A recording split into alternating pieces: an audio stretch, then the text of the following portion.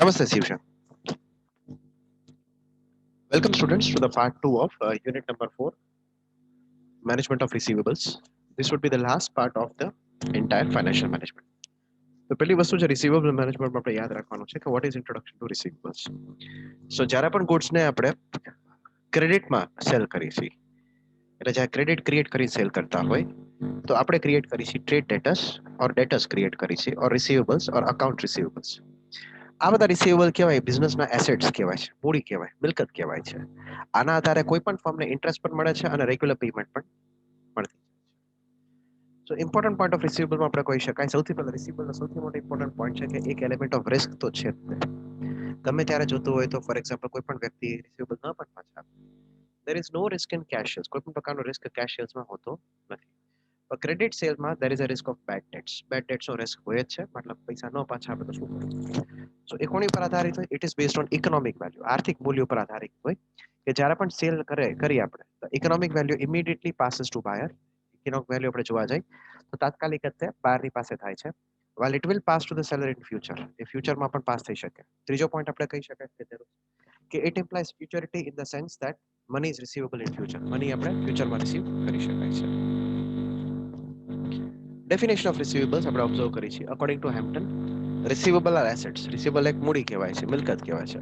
Accounts representing account on to the firm, કોઈ પણ એક પેઢી રિસીવ કરે છે as a result of sale of goods. ગુડ્સની વેચાણ થાય છે, સર્વિસીસની વેચાણ થાય છે in the ordinary course of business, જે વ્યવસ્થિત આપણે બિઝનેસના કોર્સમાં જાય છે. જેમાં પ્રીવિયસ સ્લાઇડ્સમાં જોતા હતા કે ઓએમ જોએ રાઇટ્સ, ઓએમ જોએ લખ્યા છે the term receivable is defined. જે ટર્મ રિસીવેબલ કહેવાય છે as a date on to the firm, કોઈ પણ મિલકત છે કોઈ પણ એક ફર્મ ઓન કરે છે બાય કસ્ટમર્સ અરાઇઝ. કેવી રીતે આવે છે? From the cell of goods of services. જ્યારે પણ આપણે કોઈ ગુડ્સ ઓફ સર્વિસીસ આવતા હોય in the ordinary course of business, કોઈ પણ એક ઓર્ડિનરી કોર્સ ઓફ બિઝનેસની અંદર જે સેલ્સ થતા હોય એ બધો રિસીવેબલમાં આવે. નેક્સ્ટ આપણે ઓબ્ઝર્વ કરી શકાય what is the cost of maintaining receivable. કઈ કિંમતે તમે રિસીવેબલ રાખી શકો? તો first cost is capital cost. The increase level of account receivable, જે પણ increase level of account receivable હોય arising out of liberal credit policy, easy credit policy હોય, results in blocking of firms receivable. જે firms receivable શું થાય છે? Block થઈ જાય, કેમ કે કેપિટલનો કોસ્ટ ભોગવે તો. ધીસ ઇઝ બીકોઝ, આ એટલા માટે છે because there is a time lag, એક સમયનો અભાવ હોય છે, એક સમયનું અંતર હોય છે between the sale of goods to customers, જે કસ્ટમરના ગુડ્સ કહેવાય છે એ, અને રિસિપ્ટ ઓફ મની, પૈસા જે આવતા હોય. but the firm has to arrange the money. કોઈ પણ વ્યક્તિએ પૈસા પાછા લેવા પડે. in the meantime, for meeting its own obligations, પોતાના જ obligation such as supplier of materials, એ બધી કારણસર આપણે કહી શકાય કેપિટલ કોસ્ટ ભોગવવું પડે. સેકન્ડ કોસ્ટ આપણે ડિફાઇન કરી શકાય ઇટ ઇઝ કલેક્શન કોસ્ટ. તો these costs are incurred in collecting the payments from customer to whom credit sale agreement. એવા કસ્ટમર્સને આપણે ભોગવવું પડે જેની સાથે ક્રેડિટ સેલ આપણે કર્યા. તો નેક્સ્ટ આપણે ઓબ્ઝર્વ કરી શકાય it includes cost of additional steps, જે વધુ પડતી પગલા આપણે લઈએ to recover money from customers. કસ્ટમર્સથી પૈસા ઉઘરાવા. It involve cost of stationery, સ્ટેશનરીના પૈસા જે કહેવાય, પોસ્ટેજના પૈસા જે કહેવાય, લીગલ કોસ્ટના પૈસા જે કહેવાય ઇન એક્સ્ટ્રીમ કેસીસ, જેના કારણે કલેક્શન કોસ્ટ આપણે કહી શકાય ડિક્રીઝ. વહીવટી ખર્ચો. The firm has two increase additional administrative cost in maintaining account receivable. કેમ કે ક્રેડિટ ડિપાર્ટમેન્ટ રાખવું પડે, ક્રેડિટ ડિપાર્ટમેન્ટ રેકોર્ડ રાખવા પડે, સ્ટેશનરીનો ખર્ચો રાખવો પડે, પ્રિન્ટર્સના એક્સપેન્સીસ રાખવા પડે, કોમ્પ્યુટર્સ ખાસ રાખવા પડે.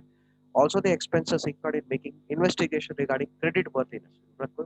ક્રેડિટ વર્થી છે એ કેવી રીતે ખબર પડે? તો એ ખબર પડવા માટેની આપણે ઇન્વેસ્ટિગેશન એવી કરવી પડે. એ જ રૂપે કલેક્શન કોસ્ટ.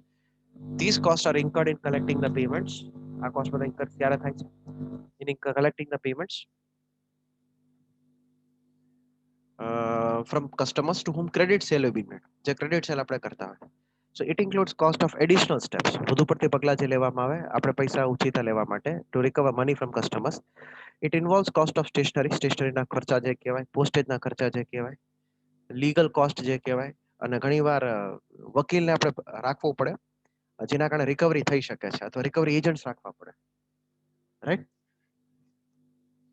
થર્ડ ટાઈપનો કોસ્ટ જે બેર કરવો પડે છે ડિફોલ્ટ કોસ્ટ. ઘણીવાર એવું બની શકે કે કયા મેલિફાઈડ ઇન્ટેન્શન્સના કારણે પણ અને સાથે સાથે ખરાબ ઇન્ટેન્શન્સના કારણે પણ bad debt losses arise when the firm is unable to collect some of its account receivable. અમુક account receivable collect થતા નથી. Such debts are treated as bad debts. આ બધા debts જે તમે બેડ ડેટ તરીકે રિસીવ કરી શકો અને એ બધાને તમે રાઇટ ઓફ કરવા પડે. What is the importance of receivable management? So deciding credit policy. First of all, credit policy કેવી રીતે નક્કી થાય છે? First of all, credit policy is to be framed in the management of receivables. Credit policy કેવી રીતે તમે frame કરી શકો? By considering the condition of market. માર્કેટની પરિસ્થિતિ કેવી છે? જેમ કે ફોર એક્ઝામ્પલ આપણે સેલની આપણે એસ્ટિમેશન રાખીએ છીએ. જેમ કે ફોર એક્ઝામ્પલ કોમ્પિટિશન કેટલી થઈ શકે, કસ્ટમરની ક્રેડિટ વર્ધીનેસ કેટલી બની શકે છે. આપણે લિબરલ પોલિસી રાખીએ. લિબરલ પોલિસી એટલે ઈઝી ક્રેડિટ આપણે આપી દઈએ છીએ, સ્ટ્રિક્ટ ક્રેડિટ આપણે રાખીએ. એના આધારે આપણે નક્કી કરી શકાય કે કેવા પ્રકારની આપણે રિસીવેબલ્સ મેનેજમેન્ટની આપણી રિટર્ન્સ રહેશે. સો in the determination of credit policy, credit standard જે કહેવાય છે, કન્ડિશન્સ ઓફ ક્રેડિટ. मतलब કઈ પરિસ્થિતિમાં તમે ક્રેડિટ કરો છો, એફર્ટ્સ ફોર કલેક્શન मतलब જે પ્રયત્નો આપણે કરી are included by determining credit policy of a unit. Efforts for developing optimum credit policy, સૌથી best credit policy should be that.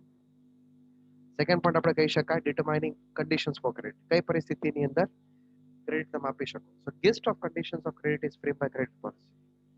Functions of making credit policy more clear, વધુ પડતી સ્પષ્ટ આપણે રાખી શકાય with regulated conditions. In the conditions of credit मतलब જે પરિસ્થિતિમાં આપતા હોય કેટલા પ્રપોર્શનમાં આપણે કેશ આપી છીએ, રિટર્ન્સ કેટલા રાખીએ છીએ, ડિસિઝન્સ કેવા લઈએ છીએ. Regarding determining credit standards are include, બધી વસ્તુ ક્રેડિટ સ્ટાન્ડર્ડમાં ઇન્ક્લુડ થાય છે.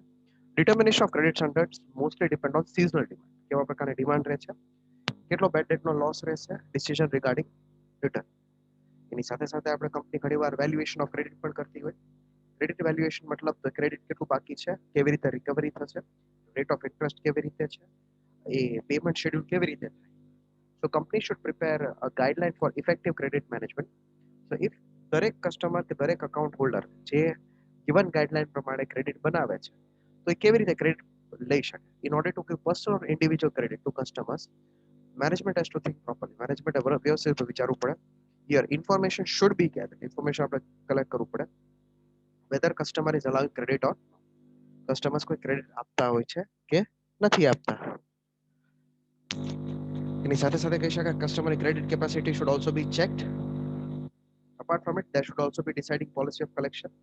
Every firm should have a proper collection policy. દરેક ફર્મને collection policy હોવી જોઈએ, જેનો મુખ્ય હોવો જોઈએ, હેતુ હોવો જોઈએ timely collection from those who are slow in payment, જે ઘણીવાર પેમેન્ટમાં ધીમા હોય છે અથવા પેમેન્ટ નથી આપતા. It reduce the loss of bad debts, reduce કરે છે. In order to collect money in time, ઘણીવાર પૈસા સમયસર કલેક્ટ કરવા માટે अलग अलग पद्धति उपयोग करवी पड़े. Firm should use various method of collection like on period of payment, customer direct and strict collections હોય. જે પણ બિલ્સ એન્કેશ થાય છે કમર્શિયલ બેંક થી એન્કેશ થાય છે, ફાઇનાન્શિયલ કંપનીની મદદરૂપ થઈ. સેલ્સ માં increment through, sales increase if goods are sold on credit. જો goods તમે ક્રેડિટમાં સેલ કરો છો તો પણ કેશમાં આપણે કરવું. ટફ કોમ્પિટિશનમાં કેશ સેલ્સ ન બેનિફિશિયલ બને, કેમ કે ઘણીવાર લોકો પાસે કેશ પૂરતું નથી. So for increasing sales, credit sales are very necessary. ની સાથે માર્કેટ મેન્ટેન કરવા માટે by credit sale market can be obtained, market તમે obtain પણ કરી શકો, માર્કેટ તમે મેન્ટેન પણ કરી શકો. In order to introduce new product, કોઈ પણ નવા પ્રોડક્ટ માર્કેટમાં ઇન્ટ્રોડ્યુસ કરવા માટે creation of receivable is very necessary. Receivables બહુ જરૂરી બને છે. In the time of tough competition, એક tough competitionમાં જો વ્યવસ્થિત કેર ન લેવામાં આવે, it is not only difficult to get market, but ઘણીવાર impossible બને માર્કેટમાં સેલ્સ obtain કરવું.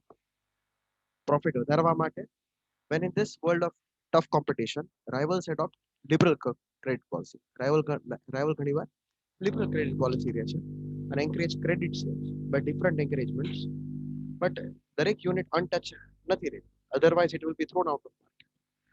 ઘણીવાર કસ્ટમર્સને એટ્રેક્ટ કરવા માટે પણ યુનિટ્સ મેન્યુફેક્ચરિંગ જે સારું રિસીવેબલ મેન્ટેન કરી શકે છે તો એ શહેરમાં દેખાડી શકે છે અને એના આધારે એ કસ્ટમરને એટ્રેક્ટ પણ કરી શકે.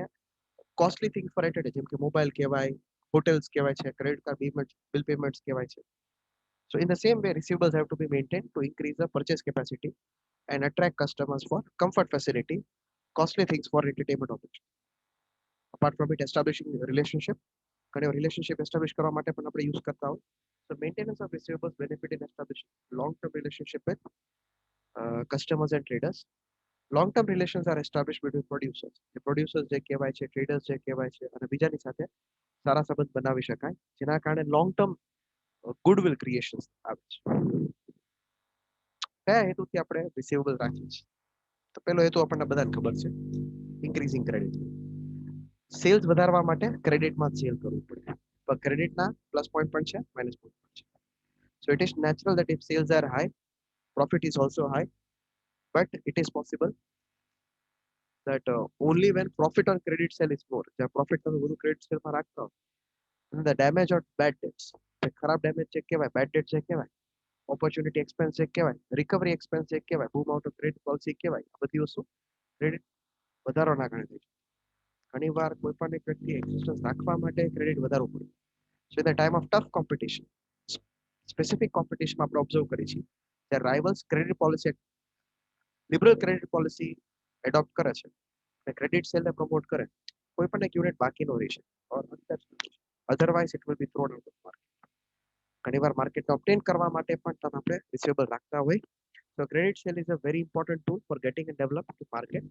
In this time of financial stringency માં, it is not possible to get market by the option of cash. Cash the options નથી. Customers ને attract કરવા, liberal credit policy, 0% interest finance કરવું. So that is why they are not permitted with credit facility, ખાલી customers ને મળે.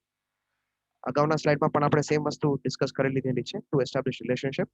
So if customer જો trader હોય છે, it is necessary to establish good relationship with them અને રાખવા પણ જોઈએ, so that they will not go anywhere else, કોઈ પણ જગ્યાએ જાય નહીં. આ બધા રિલેશન્સ વહીવટ કરવામાં અને રિસીવેબલ મેન્ટેન કરવામાં સિમ્પલ પડી રહે છે. So with this we will be completing unit number 4. Basically unit ની અંદર આપણે objectives છે અને ઇમ્પોર્ટન્સ છે, આ બંને ટોપિક બહુ જ ઇમ્પોર્ટન્ટ છે. તો આપણે બેઝિકલી ટોપિકની ડિસ્કશન થઈ ગઈ છે અને બે ક્વેશ્ચન્સ પણ ઇમ્પોર્ટન્ટ, ઓબ્જેક્ટિવ્સ અને cost of maintaining receivables guaranteed યુનિવર્સિટીમાં પૂછાતા. આઈ હોપ તમે બધા પોઈન્ટ જેટલા પણ વિડીયોમાં ડિસ્કસ કર્યા લખતા હશો નોટમાં, કેમ કે આ જ વસ્તુ તમને યુનિવર્સિટી એક્ઝામમાં કામ આવશે. Thank you very much for patiently listening to me. આની સાથે આપણે કોર્સ અને syllabus financial management 2 BCom semester 6 end કરી છે. Have a nice day.